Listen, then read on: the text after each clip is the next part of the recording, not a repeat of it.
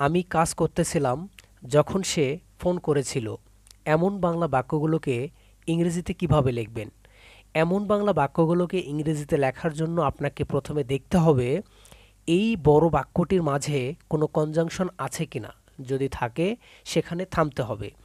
দেখুন, যখন এটা হচ্ছে আমাদের কনজাংশন, যখন এরকম কনজাংশন পাবো তার আগের অংশটা আগে ট্রান্সলেট করব এবং পরের অংশটা পরে ট্রান্সলেট করব। তো প্রথমকার অংশটা রয়েছে আমি কাজ করতেছিলাম। এখন আমাদেরকে দেখতে হবে বাক্যটি কোন সময় রয়েছে। দেখুন, আমি কাজ করতেছিলাম, করতেছিলাম বাক্যটি পাস্ট কন্টিনিউয়াস টেন্স।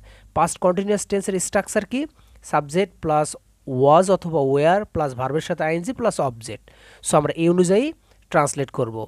তো প্রথমে আমাদের সাবজেক্ট দরকার। সাবজেক্ট কোনটা? সাবজেক্ট হচ্ছে আমি। আমির জন্য আমি লিখবো এখানে I. Okay, I.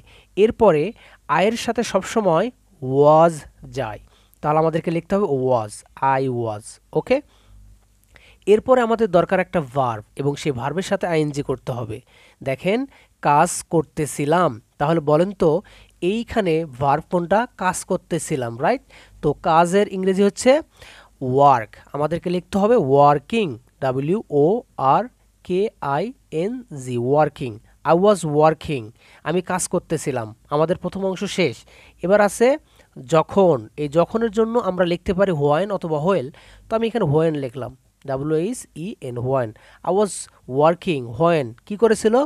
Say phone করেছিল। এবার কনজাংশনের পরের অংশটা আমরা ট্রান্সলেট করতেছি।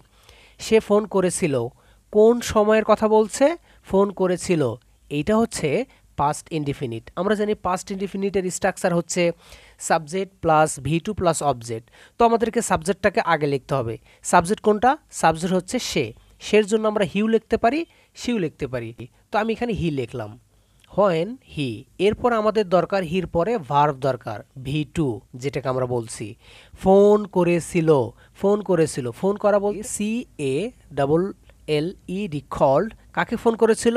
কথাটা তো আমাকে নিয়ে হচ্ছে, এই জন্য আমাকে অবজেক্টিভ ফর্ম দিতে হবে। আয়ের অবজেক্টিভ ফর্ম হচ্ছে মি। ওকে, তাহলে কি দাঁড়ালো? আমি কাজ করতেছিলাম যখন সে ফোন করেছিল। এই বাংলা বাক্যটির ইংরেজি ট্রান্সলেশন হচ্ছে I was working when he called me.